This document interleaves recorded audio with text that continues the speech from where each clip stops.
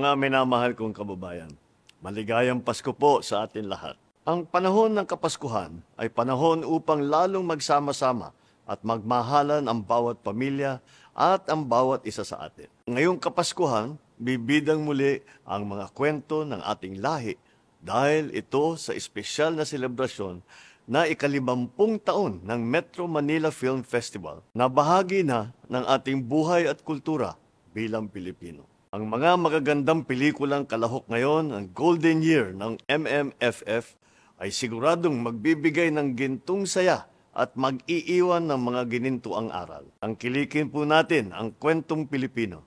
Suportahan po natin ang Metro Manila Film Festival 2024. Isama ang buong pamilya, buong barkada, at panoorin ang 10 pelikula na handog ng MMFF.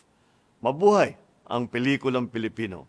Happy 50 years, MMFF! At muli, maligayang Pasko po sa inyong lahat.